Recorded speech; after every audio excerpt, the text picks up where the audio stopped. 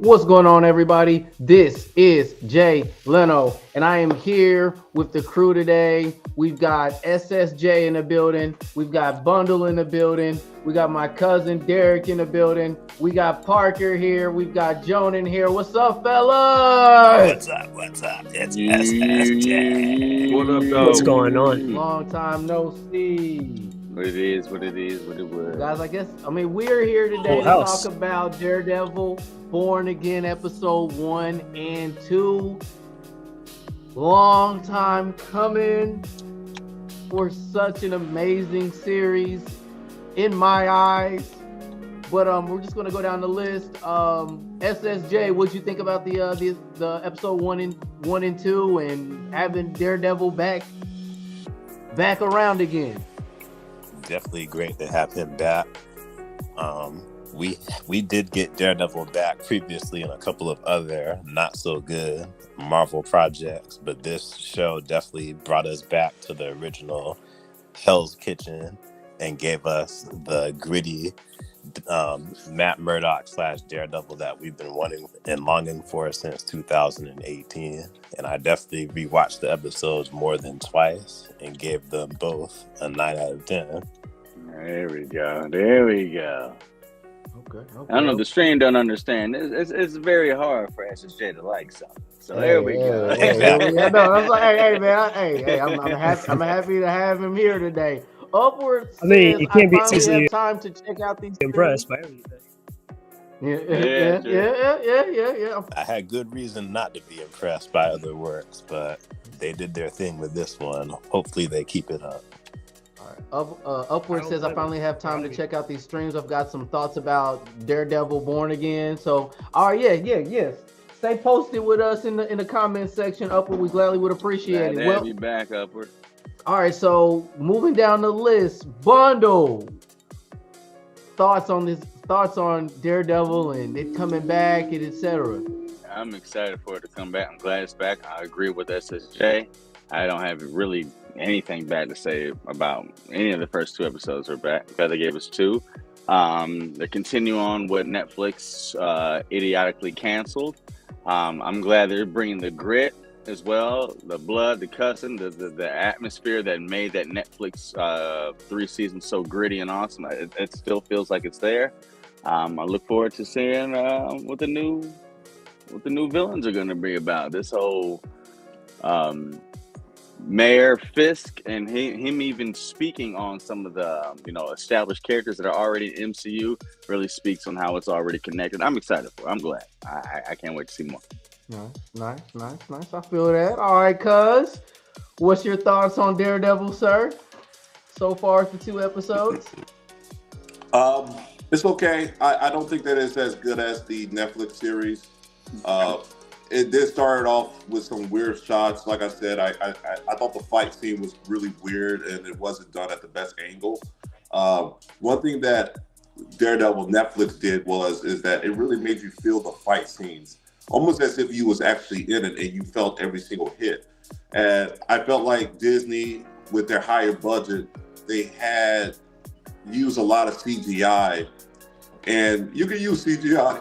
You can use CGI in a good way and in a bad way. And in this case, it was used in a bad way versus the original series. I think had hardly any CGI, and it was practical effects. And the way that it was shot, it was filmed in that gritty type of lighting. And I felt like the way that Daredevil was filmed in like this kind of like this Disney type of thing. And but I do have to keep in mind that this is still Disney. This is still a flawed system that Daredevil is under. So you can't really expect so much. You can't expect for it to be perfect. For what it is on Disney, I feel like it is great. For what it is on Disney, I feel like this is great. This is the greatest thing that they have produced, especially as far as the television shows goes. And so for them, this is like a win. This is kind of like let's say Buddy Hield's on our team for the Warriors. This is like Buddy Hield having a good game. You don't expect him to have a good game. Like when he does, you're like, man, I'm happy that he had a good game. You know, so that's how I feel. That's disrespectful to the show, but I feel you. Objective take. I respect it. I don't agree with it, but I respect your take. My expectations for this is very low, so I don't go in there expecting that I won't see anything great. I'm just glad that I wasn't disappointed, and it kept my attention going. I was attentive through both of the episodes. Okay. Much respect. All right, Parker. Yeah, man. Glad to have you enjoyed back. What'd you think? I enjoyed the Daredevil fight against Bullseye in the beginning. I think it was the right choice to kill off Foggy right away. It's a good source of motivation right off the rip. I like that they had Fisk become, mayor right away. Just rip that Band-Aid off. There's no need to draw that out, in my opinion. I like that they're teasing Muse. I think he's one of the dopest villains that's come around in recent years. Kind of a newer Daredevil villain in the comics, but he's dope. Then I like the song choice that they used at the end of the first episode. And then I'm pretty sure Matt killed those cops at the end of episode 2. I mean, he dropped that one dude like neck first into the floor. So I think the gloves are off. But overall, I enjoyed both those episodes. Looking forward to the next one. Okay, player. I got you. All right, Joni, what's your thoughts, Brody? Jonan. Yo, Jonan. Well, all right. Upward says Pretty promising. Upward says this felt like show for what it's worth. Definitely. Oh, hello?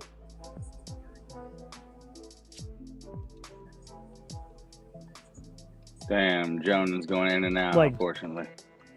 Yeah, Jonan, I believe your connection's got you going in and out. We're gonna go to Upward and just kind of we'll get back to you, Brody. Snap. Connection isn't agreeing with him right now, unfortunately. All right. So Upward says this felt like the middle of the series, maybe because it was supposed to be 18 episodes. They possibly rearranged the show. Upward says it's all right. He says it's still better than his appearance in She-Hulk. Of course. Yeah. Hey, you don't mind if I go to my real quick? Because go ahead. on my end for the cookie. All right, sweet. Okay, no problem. I'll be back in 1 second. Bro. Okay. And then he did. Upward says he says I do like the Devil's Reign angle they're doing. He says the CGI looked bad. He says it looked way too rubbery. And then, hey, he said the Buddy Hill of TV shows with the LOL. I guess Upward finds your joke hilarious. I didn't find anything you said funny at all, but it is what it is. I can partially agree with what your cousin said about the fighting sequences, because I actually, prior to the stream, I did go back and rewatch the first 3 episodes of Daredevil from season 1, and they do have a better way of making you feel more engaged. However, if we go to like episode 2, I know, but however, if we go to like episode 2, that fight scene where he pretty much killed those 2 cops was pretty much ripped out of the style of Netflix Daredevil. That was a solid fight. I mean, I will agree with you. Episode 2 was much better than episode 1. I thought that we were just talking about episode 1. Because that was the opener, and he was in his Daredevil costume.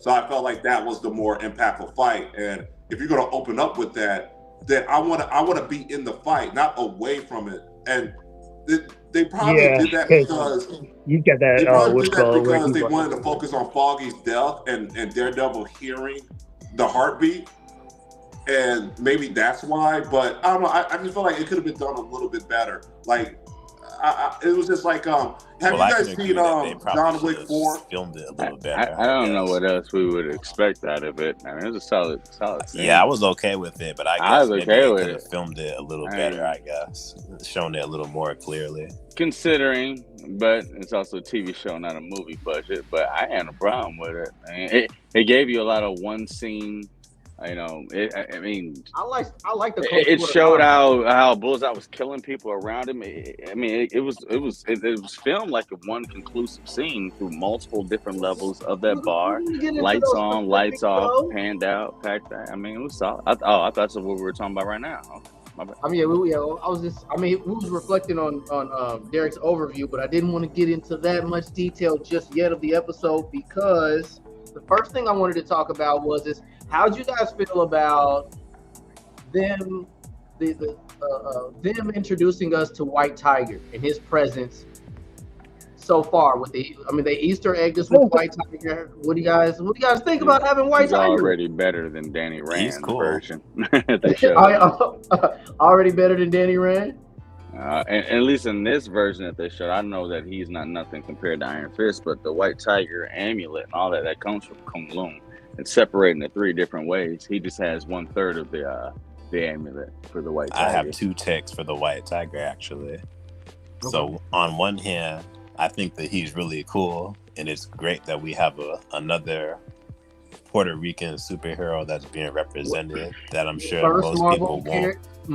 Hispanic Marvel character created. First Marvel Hispanic character created, which I'm sure other people that will Second watch Marvel the stream won't talk about, but Second that's Marvel. some diversity for us right there. But on the other hand, I think that maybe we could have been introduced to him a little bit later down the road. Maybe not episode 2, but maybe episode 3 or 4, because we just got reintroduced to Daredevil.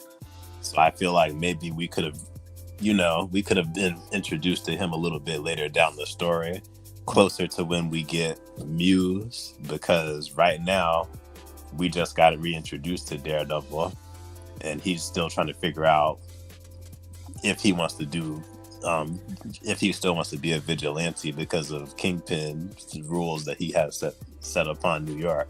Actually, I don't want to touch on that, man. What do y'all think? I was thinking it's because I already know who they want to show in this show as far as vigilantes and heroes. I feel like they went ahead and showed White Tiger as fast as they did is because they had to make it make sense of that his trial with White Tiger is going to be something that happens over a multitude of episodes. So you have to get him in right away, just introduce who he is, but maybe not make like his vigilante presence truthfully known until later on once he's exonerated. But you have to get him in now because Muse and Kingpin are going to be the true villains you have to worry about in the future of the series. So it's just established right now. Yes, this is White Tiger. This is who he is. This is what we're doing with him. This is why Murdock is on the case. It's almost a second, almost tertiary type of issue. But we had to establish it quick. It's because the real meat and potatoes are Muse and Fisk. But the secondary, underlying narrative is going to be how, Matt still represents, Hell's Kitchen and, being a lawyer, and who else better to do it than another vigilante when Kingpin is cracking down on vigilantes. Mm-hmm. So I think that I agree with you and that, later on, but I think they did that as far as because let's get his introduction out the way because we have real characters to introduce later on. Okay. Right. What about yeah. Well, okay. Do you guys bundle? I heard for a brief moment you had spoke on the different amulets that that the White Tiger has. Yeah, there's 3 of them. So, do you think we'll ever get an opportunity to see him at his full potential this season? Maybe down the road. I think. Well, unfortunately, well, the rest of you guys too, but himself, it was his take first. Yeah, so. I think he'll only be in one season. I think he's only going to be in this because, unfortunately, the actor representing him, he did pass away. And in where comics are right now, as far as the Defenders,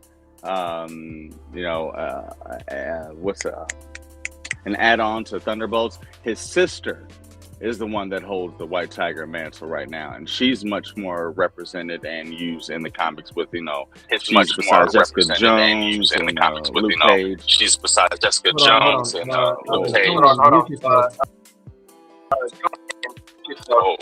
You straight? Actually, give me 1 second. Hang on. I know. You straight? You're good. Well, you guys can hear me, right? She's teamed up with Mrs. Marvel quite a few times too. True. Yep, there you go. Women's too. I was gonna say if I get kicked out again, I'll just be in the chat or something like that. Yeah. That's it. Well, just could you mute yourself just for a moment? Oh yeah, sure. There's a quick mute. Yeah, we There let you her in there. There's a quick mute. Okay. But I think he's gonna be in there. I don't know what they're gonna do with his trial, but I think his sister, there's White Tiger. She's gonna be representing a little bit more. Hold on. If he muted himself, that's not... Alright, I'm trying, but it's taking a minute. I'll wait. Hang on. I muted myself too. Was it me? No, it was Johnny.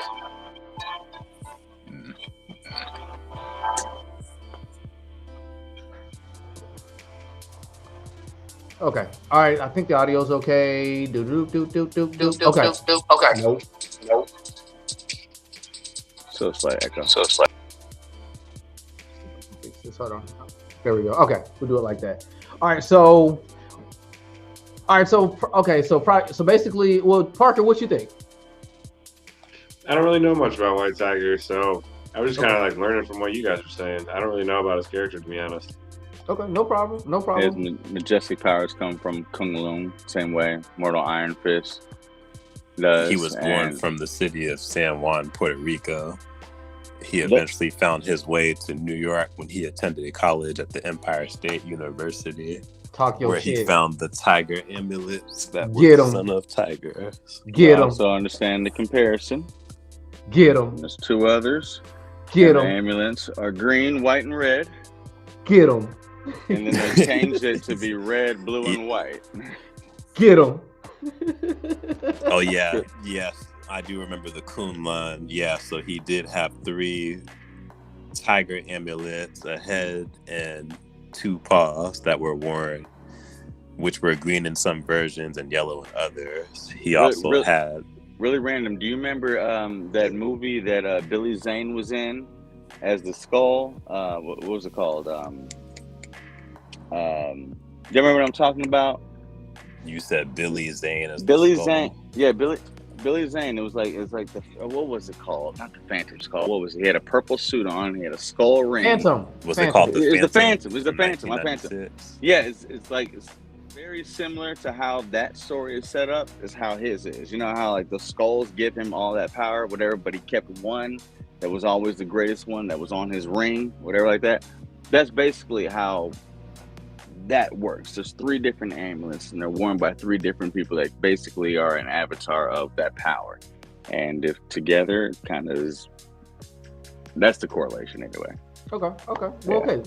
There you have it. People who don't really know about White Tiger, and we'll maybe not see so much action this season, but I guess we'll get a little bit of lore because the female counterpart does a lot more in the comics than what his is doing. Okay, so they're paying a little homage in a sense.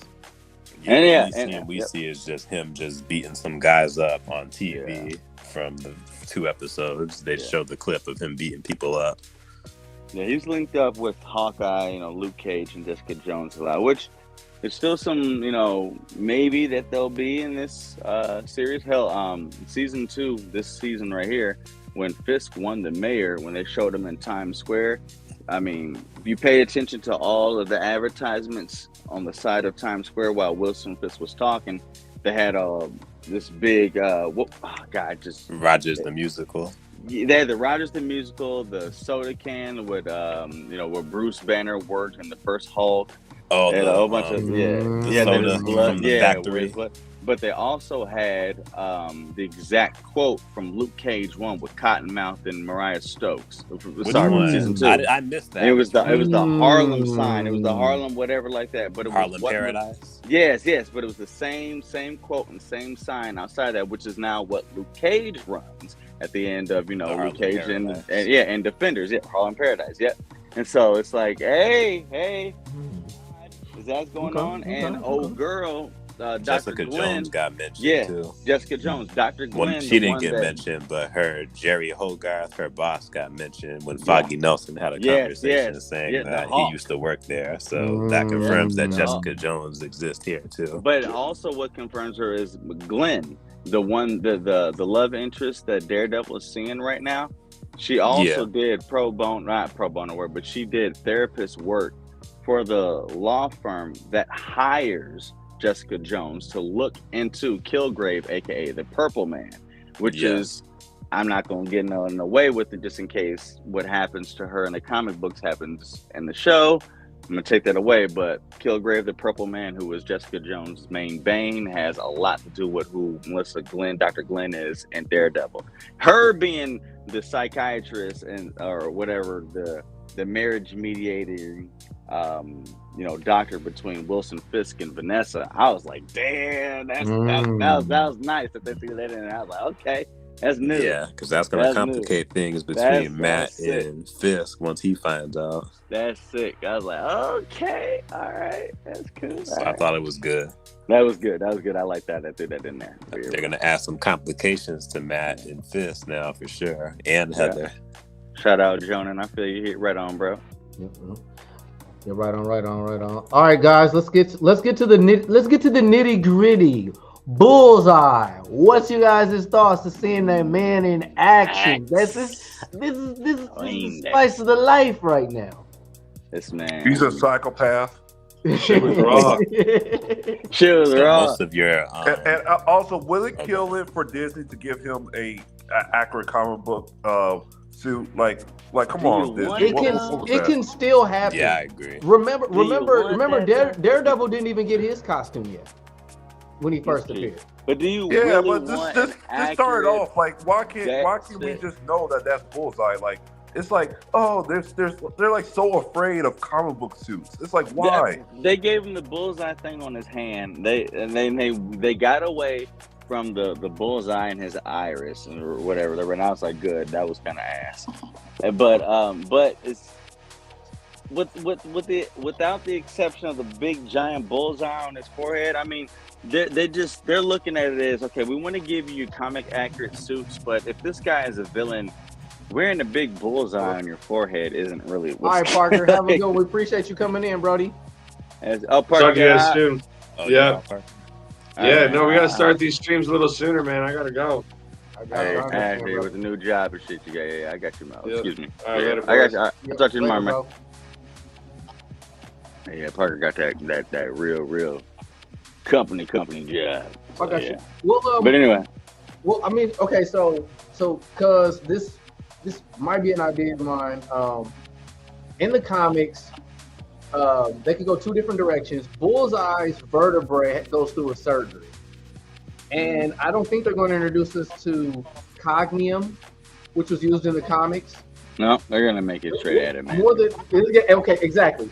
So considering that they're introducing all these new metals, this is an opportunity, since it's all going down in New York, us in post Captain America Brave New World and the Thunderbolts coming in soon, and that all being down in New York, don't be surprised that he's going to be able to recover from his neck getting snapped. Well, he already recovered from his neck getting snapped because he was in court the next day. As soon as he got thrown off the building, I showed him like, get up. He still got the scar on his face, from hitting the concrete.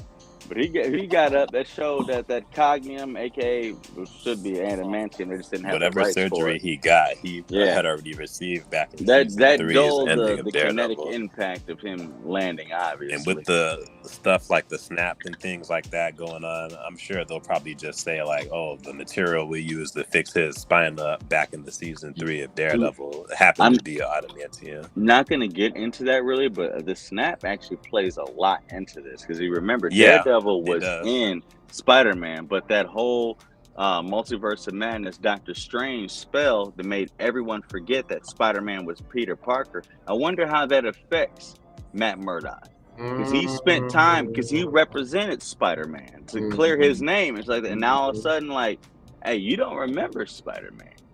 You know what I mean? And probably now we not. know that that's a canon, you know, like whatever connection, because Wilson Fisk, it was like, you know, he's going against vigilantes. Like, we don't need someone, a gun toter with a skull mask on his chest. We don't need someone dressed in a Spider-Man suit, you know what I mean? Or spider suit like that. So obviously those are all connected.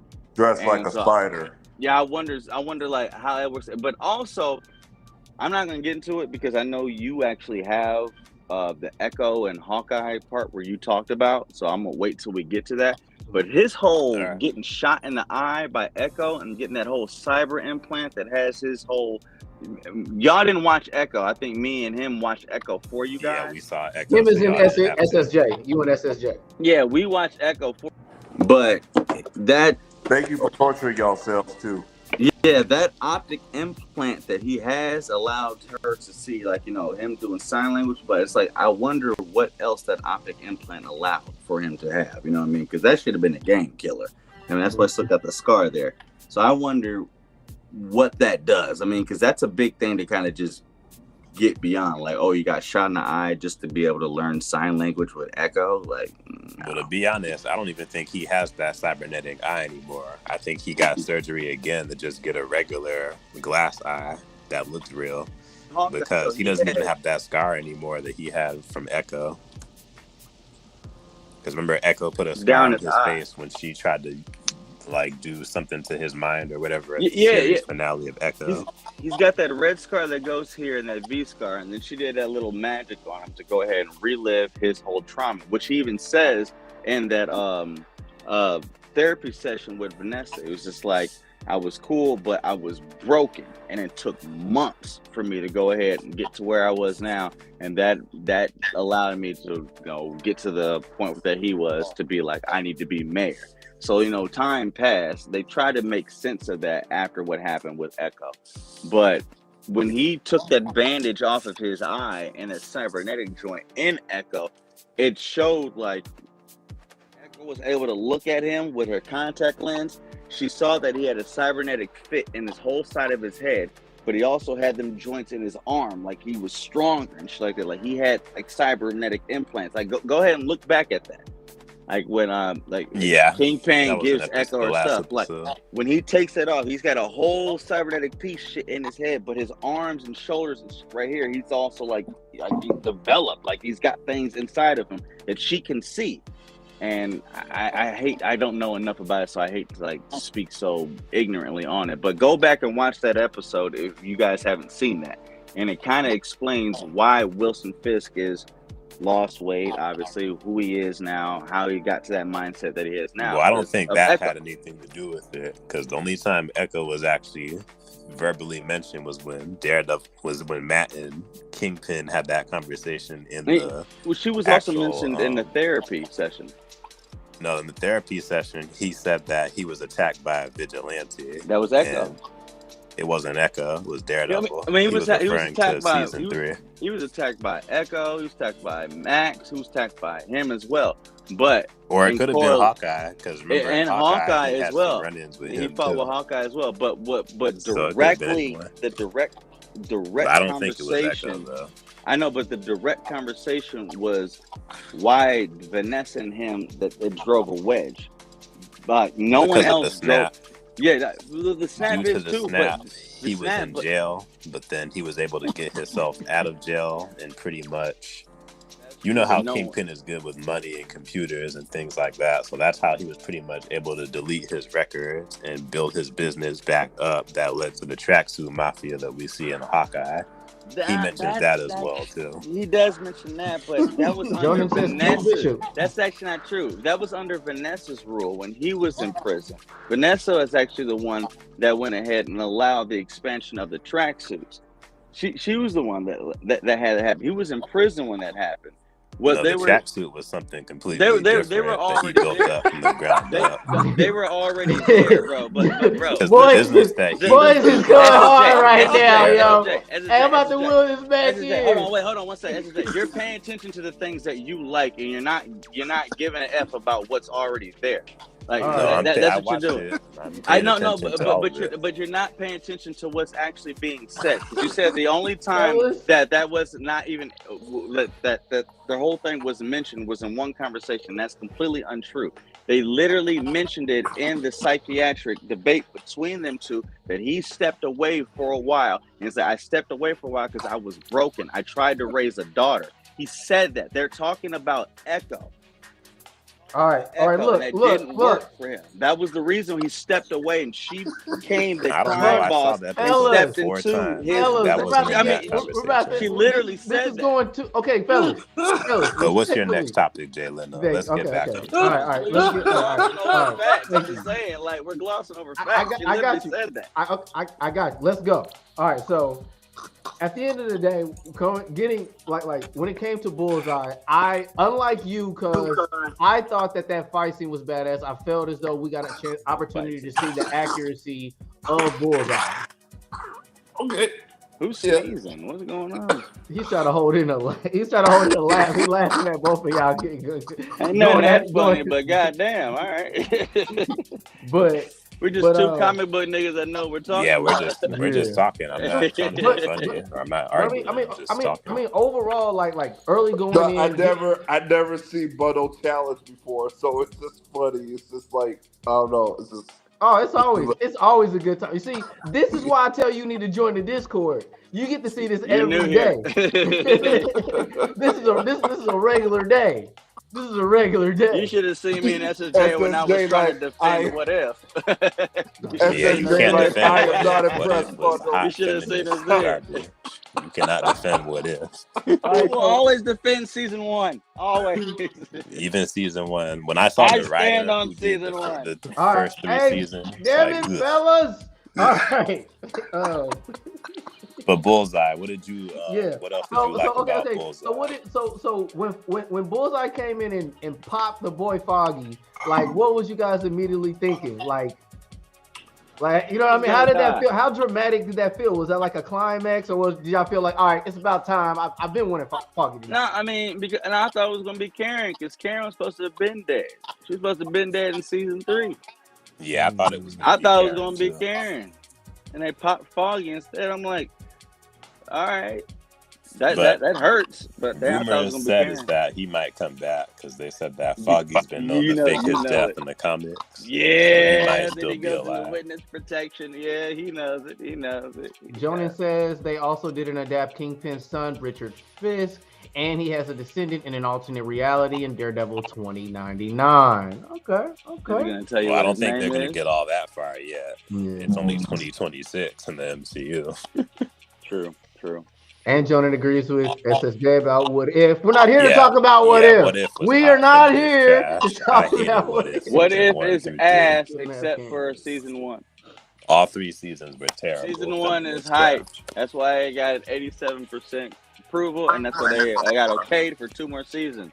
Season 1 was actually a What If season. The last 2, I don't know what the fuck they were doing. All right, so moving forward, the man, the boss, King. No. I gotta ask you guys this question before we get into my guy Kingpin. What's up? Oh wait! I still haven't answered about my Foggy question. Go ahead. Oh yeah, go ahead, bro. Foggy. I don't think Foggy's dead because we with you. We understand. He faked his death in the comic books, and also he's confirmed for season 2 or season 5. Whichever way you want to look at it. Bars. But he's in the next. Get him. They're gonna bring back that whole Elektra clan reviving. You know what? Or he never died to begin with. Yeah, probably like that one guy, and his heart did stop in Daredevil. Matt thought that he was dead, but then he was revived later on. Just never told him that he was alive, and went into witness protection. That could happen, but simultaneously, it's like they never even intended to have Deborah Ann Wool and Oh Boy's character even come back. So it's like maybe the first episode was just paying homage. This is how we're wrapping up your love for season, for Netflix. And now we're getting to what we want to do. We got to go. That's what it is. That's why we got the new characters. So it's like let's wrap this up because we know how great these 3 seasons were on Netflix, and let's give you the fans some closure because we're picking up from there. And now that we're giving you that in episode 1, now come with us. Now we got some shit for you. That's what I don't think that's the case at all because they had writers come in, the regular old Disney writers, do their little Disney bullshit, and they had to bring a whole new team in. So I think that they're cleaning up the story. I think the story is very, it's not clean at all because they're trying to undo all the Disney-fying that they did originally. That's why it took so long for it to come out. But guess what?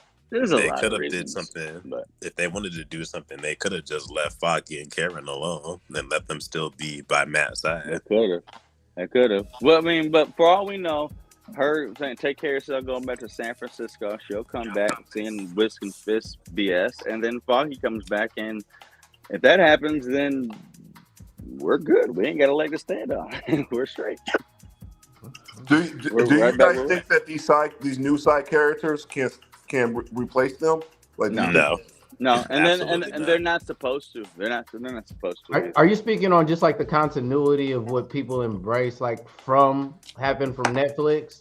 When you say replace? It seems like these two side characters are very beloved, and so I'm wondering, like, do you guys see the potential that, well, maybe even though they're bringing them back, maybe there's no need for them to bring them back by the end of the season? Do you think that we'll get to that place? That's where with the new I side am. characters? I don't see the need to bring them back. They do, I understand, but I don't see it because I just feel like, I said, I don't want to be redundant. I just feel like they just only gave them in the first episode to give us closure for the 3 seasons that everyone fell in love with on Netflix.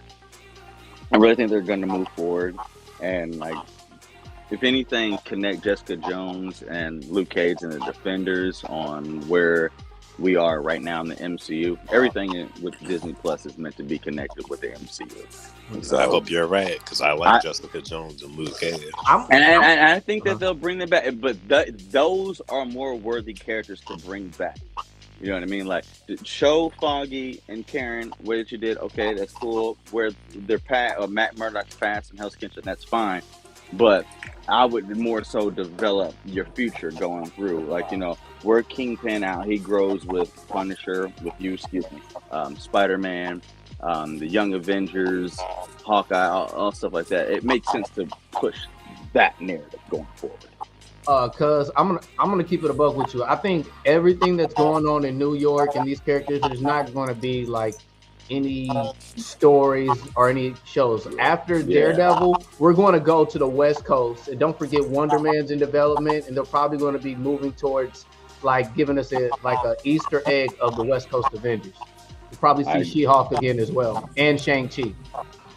I agree with that. I also kind of think that there's going to be some sort of mention of the rise of the Thunderbolts. It's because when they did that whole city skyline pan out, you really couldn't see like the Avenger Tower and stuff like that, which is at this point in time in the MCU being reconstructed, redeveloped by Contessa Devontaine. You know what I mean? The one that's going to control the Thunderbolts and stuff like that. So I think that's going to run.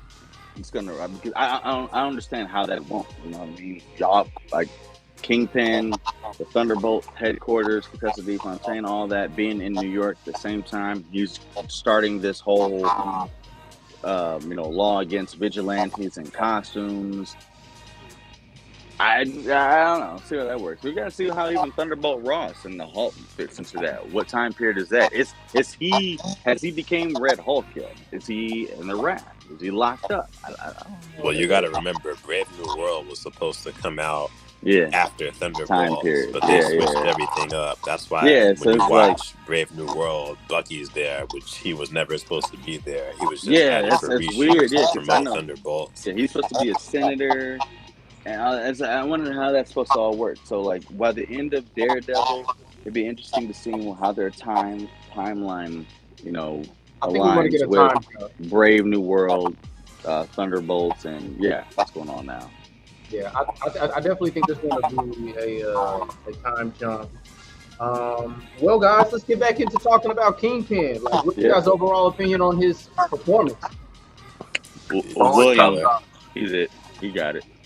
Even in those terrible like Hawkeye and Echo, which were both terrible. Even in those shows, he still gave a great performance. But this performance that he gave in the 2 episodes of Daredevil Born Again definitely were reminiscent of the Netflix days, and he gave off that charm and intimidation, especially when he talks to people. Especially when he talks to the police commissioner trying to retire. The police commissioner, yeah. He's eating that sandwich that he didn't like, and then showed the He's like, the legitimate sandwich child. is I was like, that's cold, that sandwich. It was disgusting. It was disgusting. So but that scene was cold-blooded. When that cop looked at the shit, you saw like the despair, and he had a little napkin being tucked. And you saw, I was like, there's the old Kingpin. There you go. I like that. All right, big question. It did kind of threw me off that he was eating that Philly cheesesteak because I was like, aren't you supposed to be on a diet?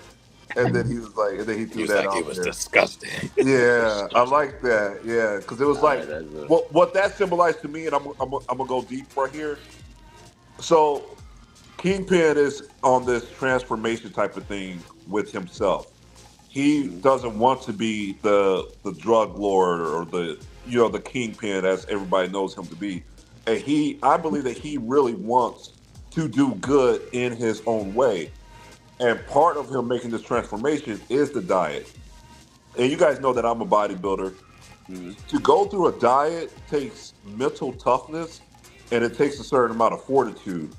And a lot of the times you have to talk your way into doing something that you don't particularly want to do and not giving in to weakness. So like if I have a pizza, right, and I say, oh, this pizza's really good, that's me giving in to that weakness versus me just having my regular chicken and rice. I'm saying this is really good because this is giving me one step closer to getting me to the new version that I want to be in better shape. Kingpin wants to reach that new version. And so him eating that cheesesteak, it might have tasted good, but him saying, it was disgusting. It was saying, I'm not giving in to this weakness. The old me has died. I'm going to the new me, and I'm becoming a stronger version. So that old me was disgusting. I'm going forward. I looked at him being disrespectful, but I feel you. Yeah, I liked it. I like that. I agree with Jonan. Despite how great his performance was, he did kind of get cut by his wife. Because during like him being in jail and all that stuff and coming back, his wife ended up getting like a new partner. That person is Adam, and I believe who's Kingpin Adam? Brings that up. He's like, I know about Adam. Who the hell is Adam? Ain't Who's Adam Warlock? Who's Adam? But yeah, and then she took over the business, which I mean that part definitely makes sense. I don't see how that's feminist agenda, but that makes sense. If he's in jail and that's his wife, who else is going to take over? And as soon as he like showed up in the Five Family, he's Vanessa. Everyone stood up in there one lap. Everybody so they stood still up know. and left. They So still they know still what's respect. up. They still know respect what's up. him. Yeah. They still know it's like, hey, you may be Miss Fisk, but that's Fisk. Is there any chance, I'm going on a whim with this, is there any chance that Kingpin was inspired by Penguin? No, because Penguin was before Penguin.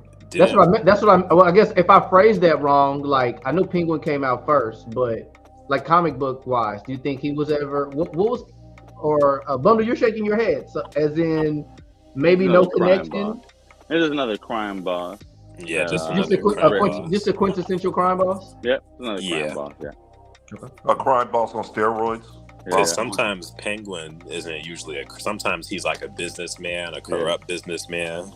Dude, Black He's not Mask, always a crime boss. Black Mask has more connections to Kingpin than what Penguin would, as far as similarities. As far as similarities were, but no, I don't think.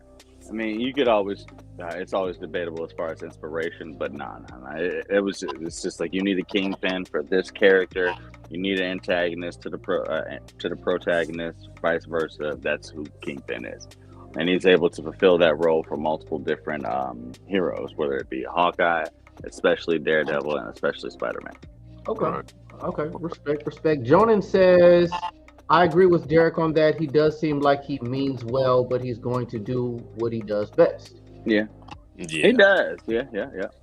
He does look like he lost weight in this season compared to other appearances that we've seen. Oh, he absolutely Kingpin has. in. He absolutely has. Yeah. I do have a question. So, could you guys kind of recap the importance of Kingpin and Hawkeye? So Kingpin was the main.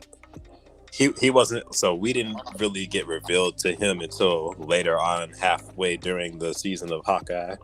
Kingpin was actually the boss of Elena Bishop. That's Kate Bishop's mom. He was actually like her boss, and actually in charge of Kate Bishop's ex-husband was getting money from him and working for him in the past. So then she ended up taking over after he died during the first Avengers movie. And then eventually down the line, she still kept on continuing this business. But whenever, until Kate Bishop ended up getting involved in to the little schemes that was happening during Christmas time, and she ended up finding out about Kingpin with Hawkeye. You're talking about Kate Bishop now.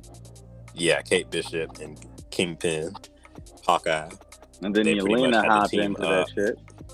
Yeah, they pretty much had to team up. The stuff. Remember, Elena trying to get Elena was pretty much trying to. Yeah, I'm not swearing, but yeah, Elena was trying to get up out of there because she didn't want to be a part of the business anymore and didn't want Kate Bishop to be involved in this either. And that's of course when Hawkeye ended up crossing paths into this whole situation too. And it's revealed as well that Kingpin, sometime after the blip, when he somehow was building up the tracksuit mafia during this time, he had some run-ins with Ronin. He used Ronin as leverage to try to kill off some of his men that he didn't trust. And one of the men that he didn't trust was Maya Lopez's father. Or Maya Lopez, which is Echo's father. He got him killed and pretty much tried to adopt Echo as one of his own. Dang, this kind of makes me like want to watch a little bit of that. I guess I was definitely the Kingpin, like story. Hawkeye is not that good, but the Kingpin stuff is good in Hawkeye though, especially when he meets Kate Bishop's mom and she's like, "Oh, I don't want to be a part of this anymore," and he's like, "Well, I'm gonna give you one last chance to think of what you're telling me during the holidays." Ain't this over? Ain't this over? So I have thought it over. Blah blah. And it's like, all right, shit. All right, never mind. They ain't do nothing with the swordsman boy, young Jack, but for everything else. He's coming back in Daredevil Born Again, though, swordsman. So yeah, that's another connection for you right there. Oblivious romantic. That's Elena Bishop's ex-fiance. She tried to marry him, the swordsman, but ended up trying to throw him under the bus and get him thrown into prison after she almost got found out about some business stuff or whatever that she got involved in. So during the season finale, he ends up leaving prison and helps out Kate Bishop.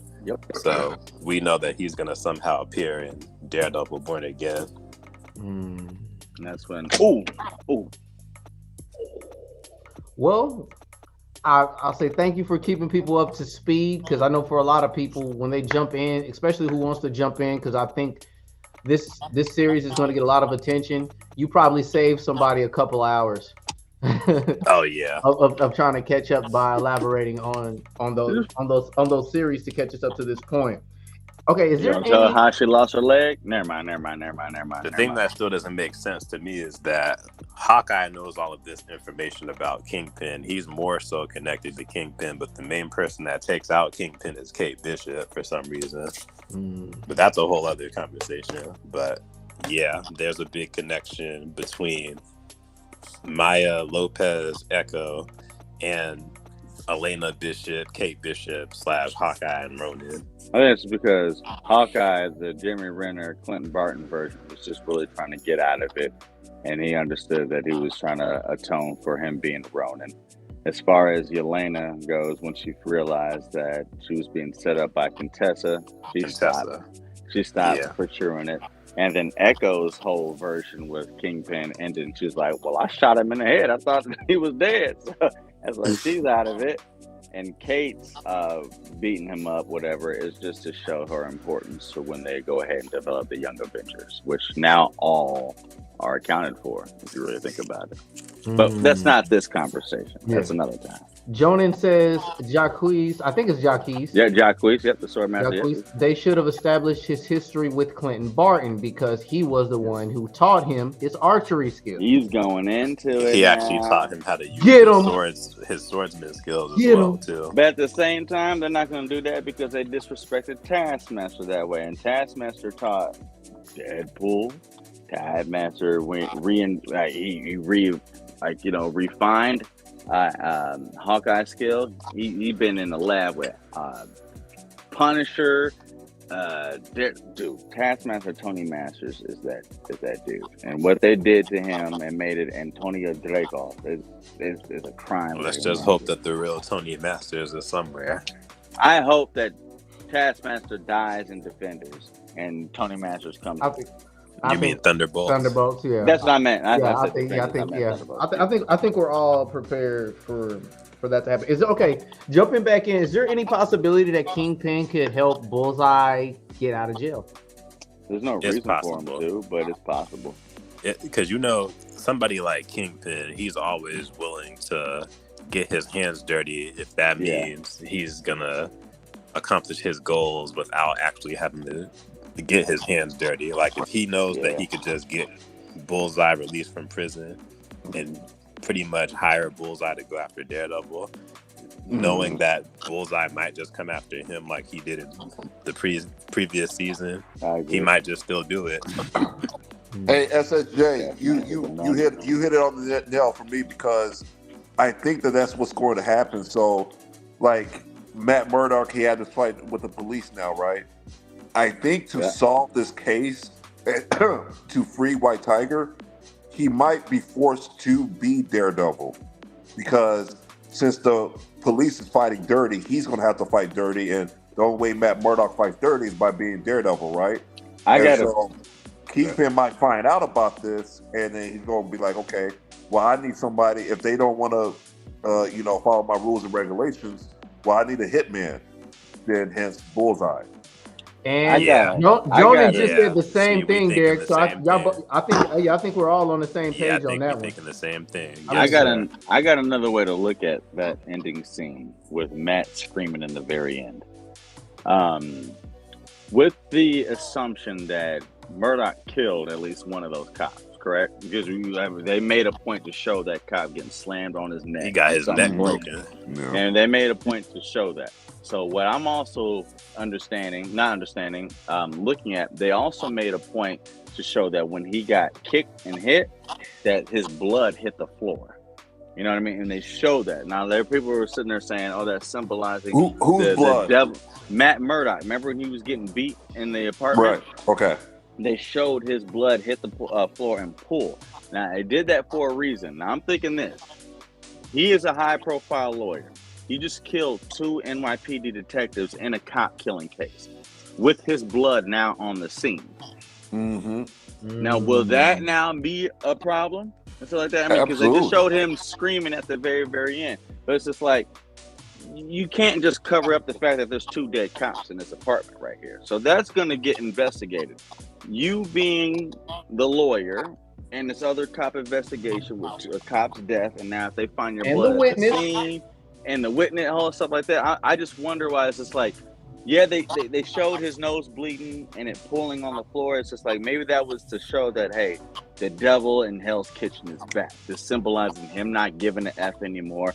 He's breaking that persona. It's like, I looked at it that way first, but it's simultaneous at the same time for it being a legal show, evidence, all those things happening. Right. What if that's something that's introduced in the end? Like, I got this guy who is the innocent bystander that actually can, attest that this guy was innocent. It's like, at the same time, we found 2 dead cops in his apartment.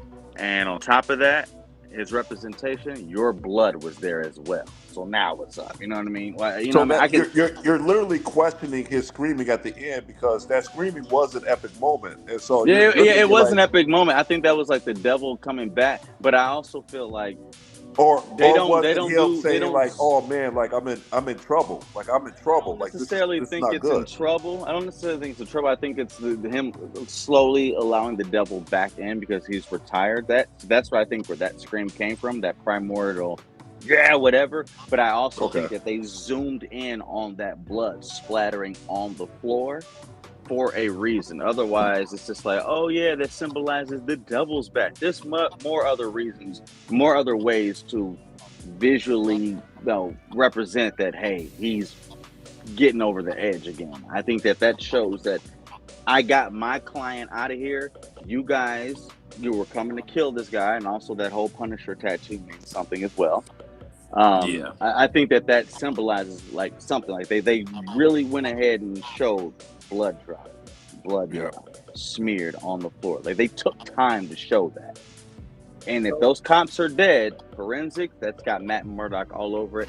The conflict of interest, Kingpin, a high stakes lawyer, defending a cop killer while cops are dead, and this apartment. God, it just raises so many holy flags that makes the show so much interesting upon bringing in other villains and stuff like that. So I just look at that as another oh my gosh moment. I just wondered if they'd do anything with that. I know that's a long point to make, but I just think that's going to come up again. I mean, I like it. I'm all for it. Jonan says that reminds me. I think they'll probably out-reveal Matt Murdock as Daredevil at some point, like in the comics. I think that. I think Kingpin has proof, and they live in a world with people with superpowers. Yeah. I feel like that scene is. I think they might come back because there's no reason to zoom in on blood smearing for as long as they did. Okay. On a crime scene. Teague O'Neill says, I don't know if any of you caught it or not, but there was a nod to an Ed Brubaker story in episode 1. The building number 468, number 88. The Secret Life of Foggy when he Nelson. went into protective custody. Yeah, he went to protective custody. Because he got stabbed in the chest when he actually got stabbed in the heart. Right on, Teague O'Neill. Yeah, stabbed in the heart, and Matt couldn't hear his heart anymore, so he just thought he was dead. And then when he wasn't dead, he, realized much later on you're in protective custody. But that's neither here nor there. But it will be interesting to see if they adopt that. Hey, Bundle, something just hit me because I was still pondering on what you were saying about the fight scene between Matt Murdock and the cops. Remember when Matt said, "Please don't do this," and the cop pulled back the trigger? Maybe the cop did kill Matt Murdock. Maybe right then and there, the cop killed Matt Murdock. And then what rose was Daredevil. Because remember, Matt Murdock was on his knees.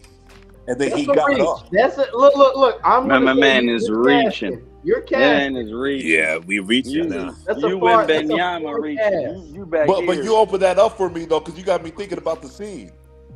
Yeah. I understand that. But to kill Charlie Cox in the first 2 episodes and then be like, hey, the rest of the season was a big giant dream. No. I'm not saying he literally died. He's talking figuratively. He died. Figuratively. The person that he was trying to become. He was just trying to become Matt Murdock. Okay. But maybe that cop, when he pulled back that trigger, he killed that for Matt Murdock. He killed that for him. And so he rose back as Daredevil. I ain't mad at that. Yeah. I ain't mad at that. I mean, even Detective Cherry, the retiree cop, the scene before that when they met, at the bay, and it was just like, I like this Matt Murdock, the one that does this, the one that does this, blah blah blah blah. And he went ahead and laughs and pats someone on the chest and just kind of walks away. And yeah, he knows he's Daredevil. And an indistinct, he knows he is, but it's like a silent way of understanding. It's just like, oh, that Matt's dead, bro. I'm like, hey, what I mean? So in a way, yes, I understand. I get that. You know what I mean? Matt was trying to be Matt the entire time. I'm gonna get whooped. I'm the visually impaired guy that should go ahead and then stoke a morality within these officers. But they pulled the gun, and even one says, like, dog, he's the lawyer. And the dude pulled it anyway. So now Matt's like, whatever. It's me or you. The devil in Hell's Kitchen is back. Yeah. And that was the scream in the end. That primordial, that brave heart. All right, part of the Born Again. Self-defense, though. They did try to kill him. Yeah. I do want to say this is really, really random. If you guys notice, when Karen gave him his horn back, you know what I mean, the horn that fell off. Daredevil has always been known throughout comics to have D&D somewhere on him. D&D in his chest, here, or on his batons, or on his utility belt. He's never shown in this series that he's ever had D&D. But if you do, if you look at that episode when he throws that helmet off, where the horn is missing, it's the alphabetical letter D. It's just like D and D on both sides. That's Daredevil. I know maybe that's a reach. That's cool. Maybe that's a reach. That's cool. That's a reach right there. That's a reach. Yeah. That's a reach. And I'll go for it. But he's always had D&D on all of his outfits. But when he throws that out, his helmet over it, it's look at it again. It's a perfect letter D. And we got both of them. Now that we're going so deep in this. It's a reach. I'm with you, but hey, fuck with me. Oh, excuse me. I mean, I'm loving this talk because we're going so deep now, and the show is called Daredevil Born Again, and so the ending of episode 2 was exactly that: Daredevil being born again. That version of Matt Murdock had to die in order for Daredevil to be born again. When you think about it that way, it's brilliant writing. That's brilliant. I think the beginning of the entire episode, the whole opening, showing how everything that we have known of Matt Murdock and the series, so the first three seasons, the Nelson Page, Murdock thing cracking, everything that is a symbolism of the intro of the show is New York breaking down, Hell's Kitchen crumbling. Yeah. But then, as soon as it gets to a certain part, the climax is starting with that one horn that Karen gave him back, is everything building back again to a statue that amalgamates to Daredevil being born again and whole. And if you look at the very last the horn was a piece, piece. If you look at the intro, the very last piece when they show Daredevil's statue comes up is a horn that comes up over his head and then attaches itself right there, and that's when the intro ends. Oh. Go ahead, check that out. Check that out before this ends. Watch that. When all the stones are broken up from everything that it shows of New York crumbling and everything like that, the Born Again representation is a statue amalgamation of Daredevil being reborn, and the last piece is that horn that Karen has coming right there. And that's how it is. Okay. So that horn was the seed that was planted. Horn's a seed, yeah. And it looks like a D underneath it. Which is why I said something. So okay. Not bad. Tigo Neal says, I'm wondering how long it's going to be before Matt realizes that Vanessa is the new kingpin of crime. She got to go. It won't be for long. It won't be for long. There you go. But she's going to have to go. She's just holding the seat warm. Yep. There it is. There, you can talk to him. Yep. Do you guys have an estimation of how do you think there's going to be a time jump within this season to catch up? There already was. Okay. There already was. Yeah, there was already a time jump. The first episode it was. Do you think there's going to later? Okay. Do you think it's going to be any additional time moving forward, even from then? Because even that time jump isn't present. It's not necessarily present MCU time.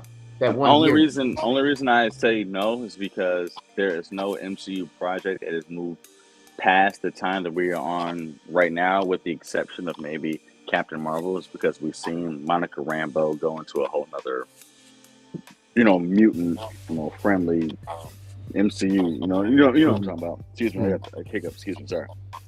I don't see her going to another universe. Yeah, I don't see anything else outside of Brave New World that has progressed past the timeline that we are on right now. So no, I don't see that. Good. I got you. Will, is this after Brave New World? The story? Probably during, if anything. Before. But I could be definitely wrong. I'm gonna say before.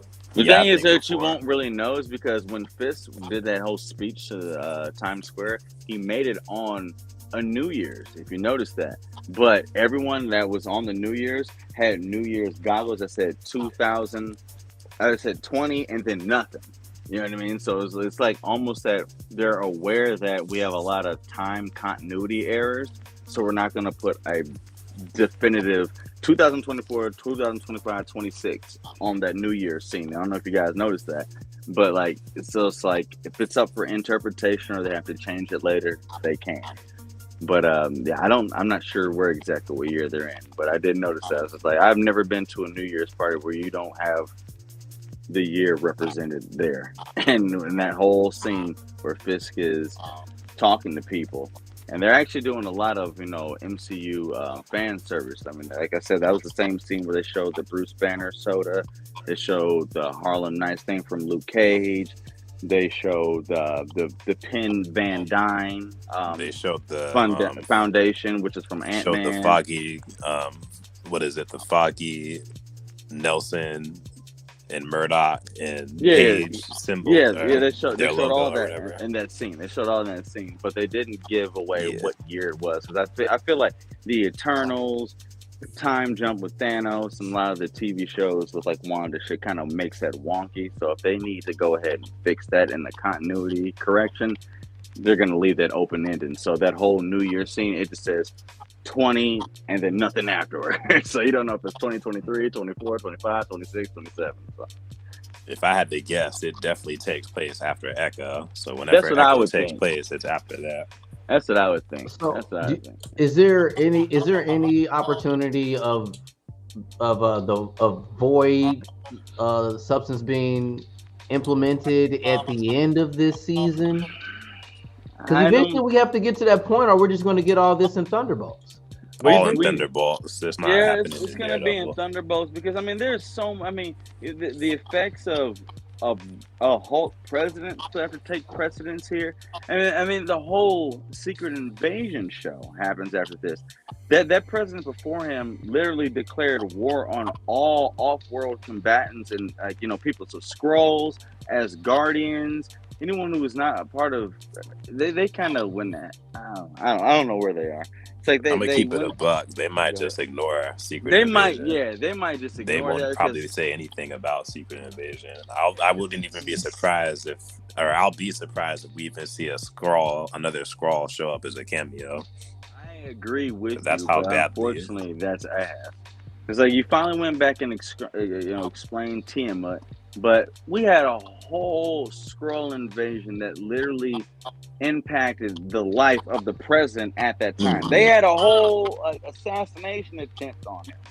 And then the very next president is a Hulk to not explain. And then he, like I said, he deemed all off-world, people.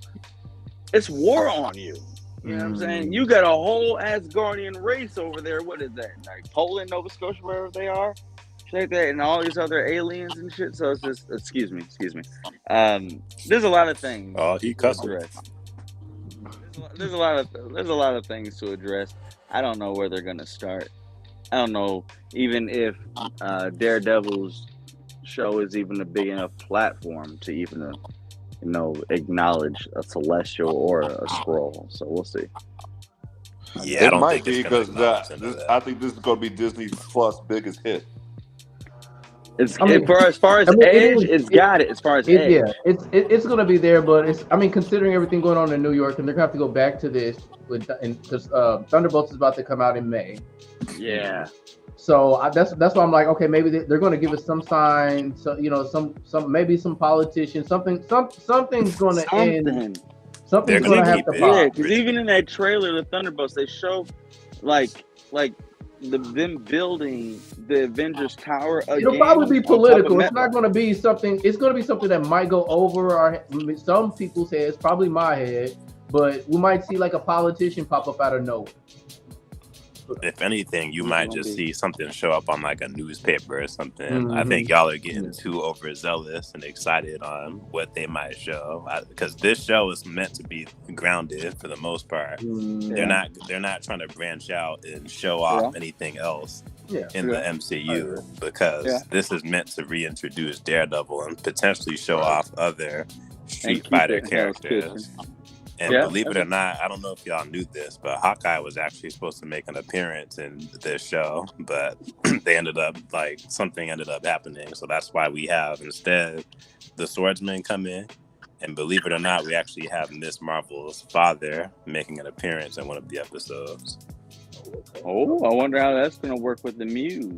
Some questions I was asked: is there any possibility that we're going to run into Punisher or U.S. Agent?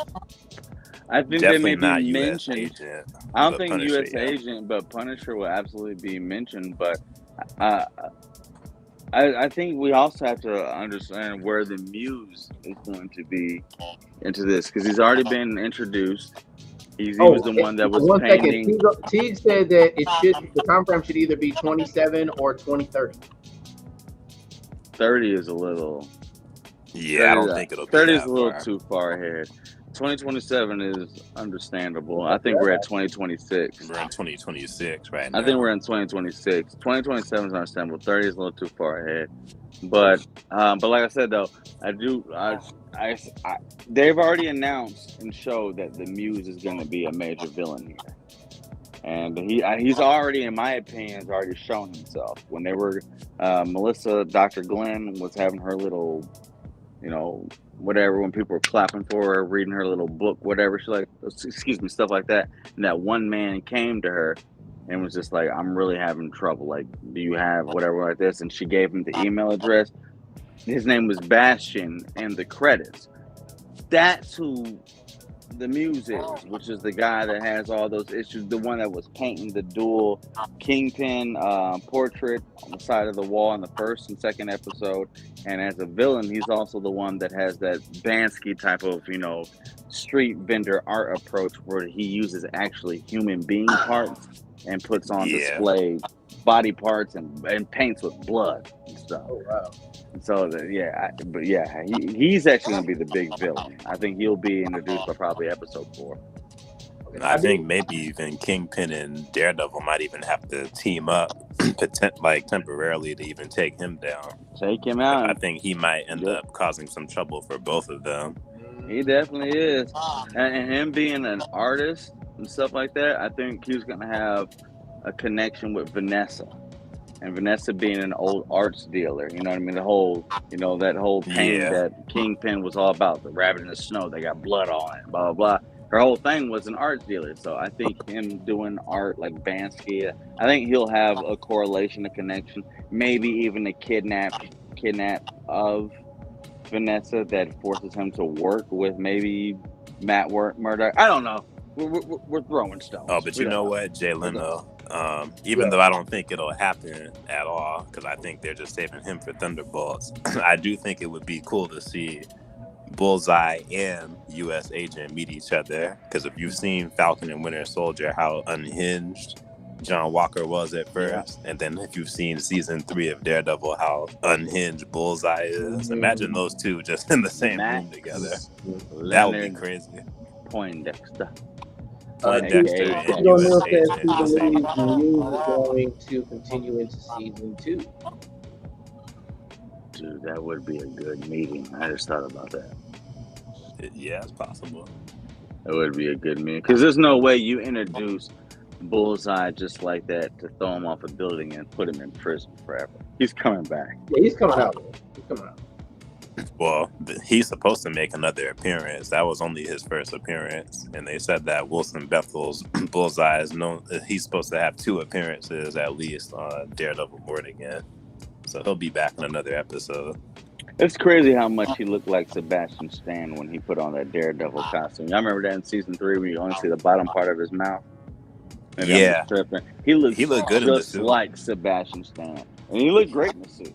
He looked just like the Winter Soldier, and I was like, remember the villainous grin that he would give while wearing that Daredevil costume, and then would try to shoot somebody with guns. Hello, Karen.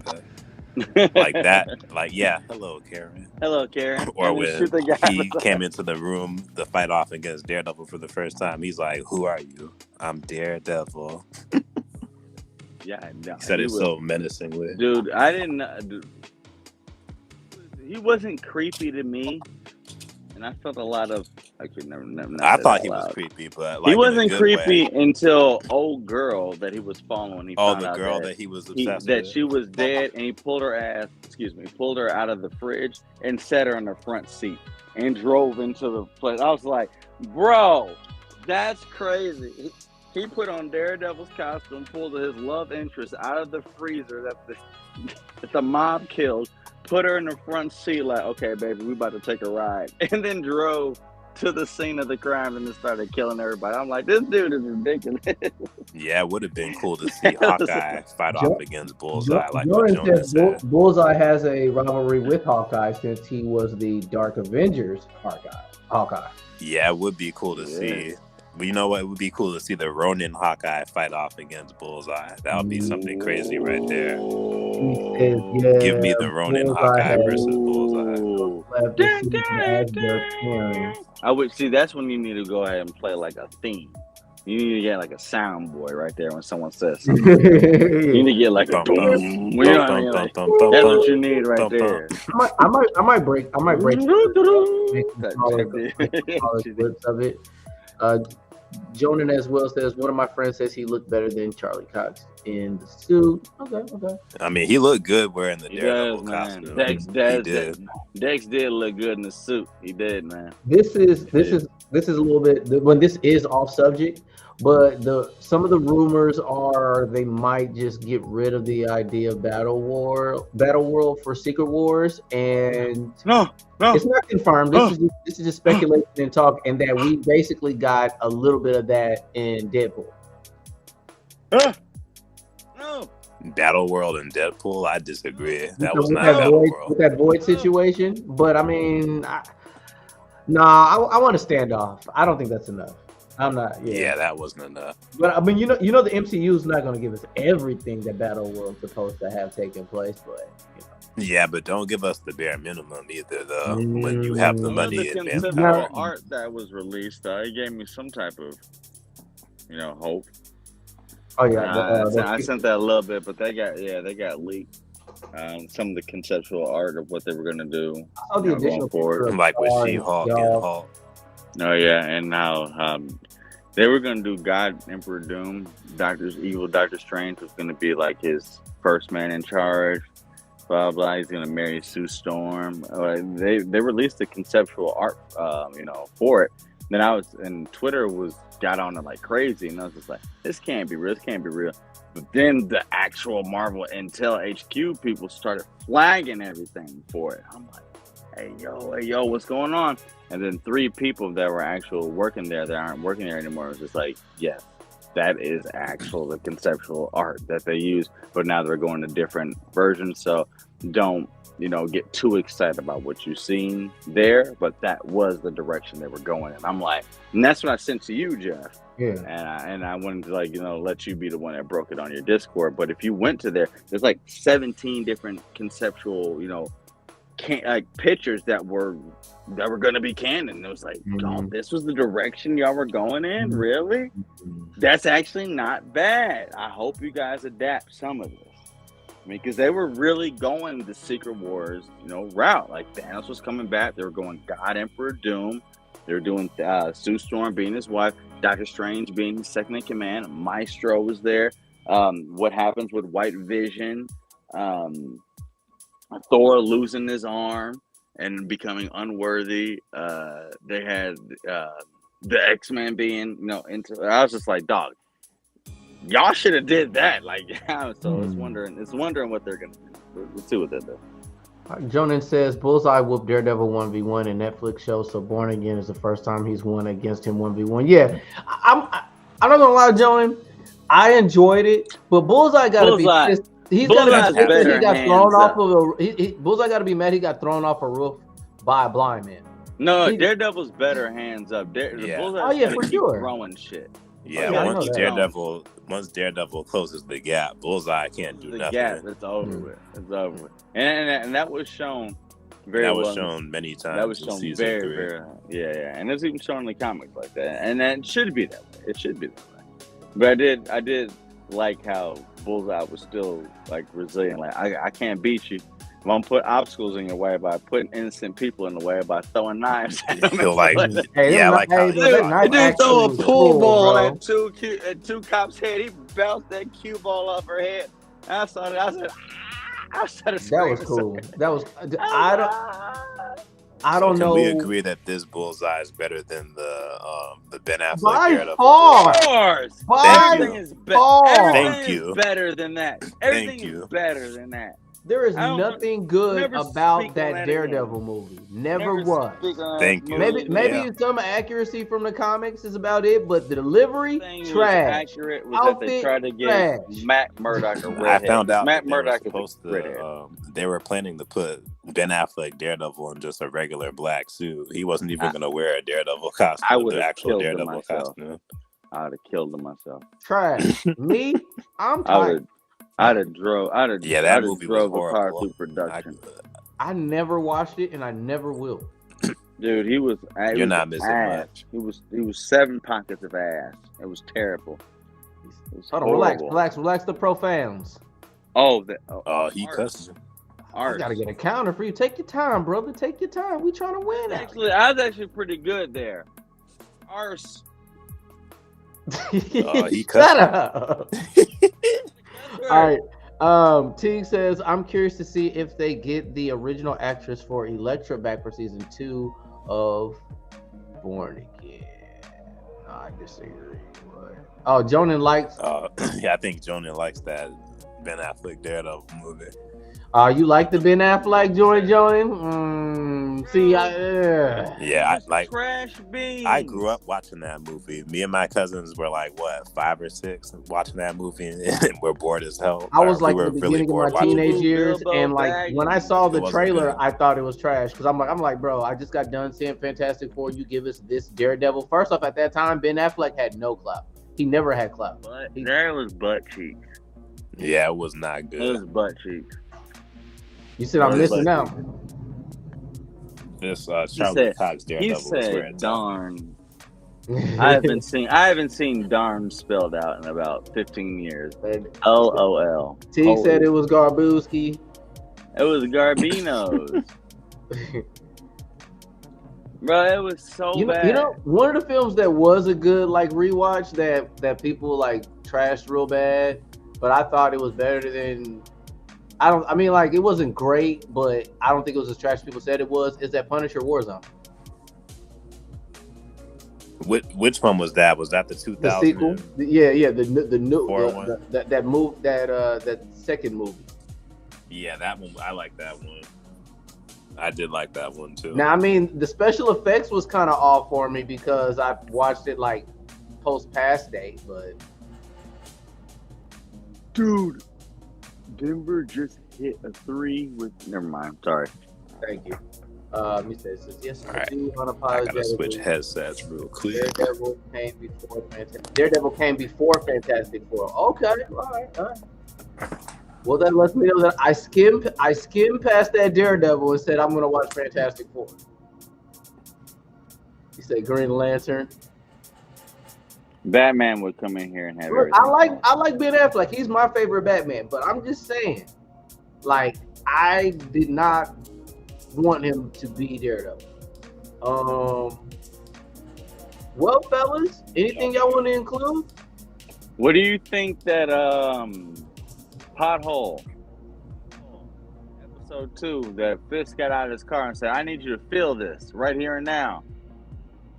I was sitting there going to be like, "That's a sinkhole," but it was on a highway that was raised above ground. So who do you think caused that? Was that from the Spider-Man No Way Home film? When Doc Ock went ahead, hello Peter, like that, because it's not on the ground, so it could be a sinkhole. Who caused that hole? That Again, might be the case. I know that's something like not even to pay attention to, but I looked at that too. I was like, Well, that's it an is something to pay overrized attention to. highway. I'm like, that's not even on the ground. Who caused that? That looks like when If that's Tom the case, Holland. I thought this was before that Spider-Man film, so that would confirm that Is it before No Way Home? Because, but I would argue that is because remember Matt Murdock was Spider-Man's lawyer in that film where he caught the brick. But technically Peter's not supposed to exist, so they didn't really answer. He's not only supposed to exist because of Doctor Strange's the wish he made in the spell. Mm-hmm. He does exist. It's just that no one remembers that Peter Parker is Spider-Man, which would include that Matt Murdock. That's supposed to have happened before all this. So holy So now obviously Spider-Man is a part of this universe because Yeah. Wilson Fisk even acknowledges him. Yeah. Because we're not tolerating vigilantes dressed in spider suits. Mm-hmm. So this happens after that. Something to understand. SSJ, what'd you think about that? I don't think he's probably getting his headset together. She-Hulk is obviously something that's happened as well too. I think we're gonna see But that. I don't think Red Hulk. I think Red Hulk is happening like adjacent to it, like simultaneously at the same time, and then maybe we might get, the realization or the occurrences of what happened at the White House with the Red Hulk, maybe in the last few last few episodes of the season, or I don't know. I'm not sure. Jonan says he exists. People don't remember him in general until 2023. Argument. What timeline is this taking place in? So then, if that's the case, because it's clearly after Thanos snapping. If that's the case, that's way after 2023.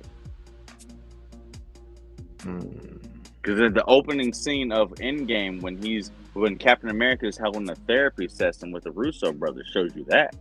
So is that the problem? Okay, is there a definitive answer, a probability, a high percentage that we're in future, if we're in post? That's why I'm thinking that's where the question mark is, and that's why I was making that point earlier when they showed the whole New Year's scene.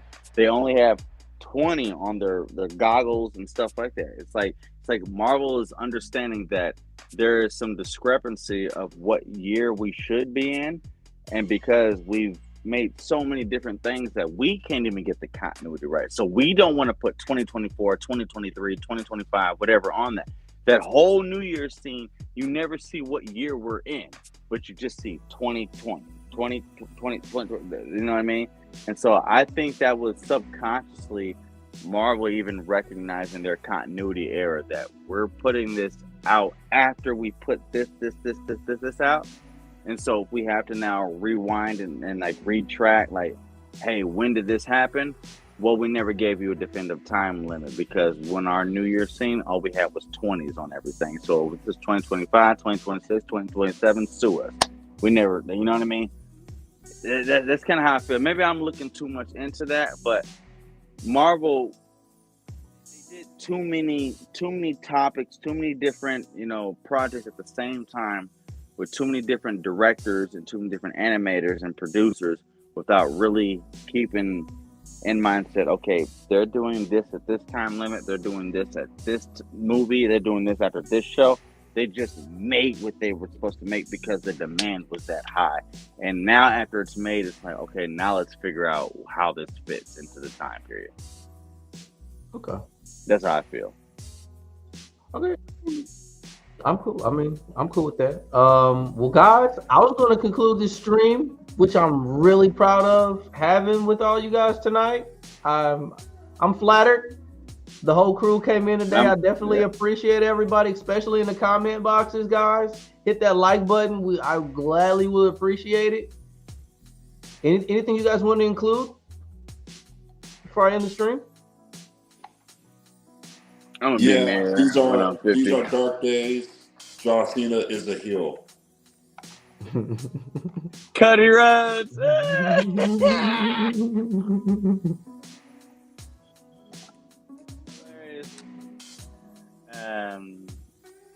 got a lot more to add, but I'm gonna reserve it. But like I said, I'm gonna be married when I'm 50. Vote for me. Okay. I will. Is Thunderbolts the last Marvel project this year? Oh, this year? No, because I believe a TV series on Disney Plus will be coming afterwards. But as far as I don't think it's going to be major motion picture, or what would have been another. Yeah, Thunderbolts. Thunderbolts is going to come out. Would it have been 2 years since they've said they were filming Wonder Man?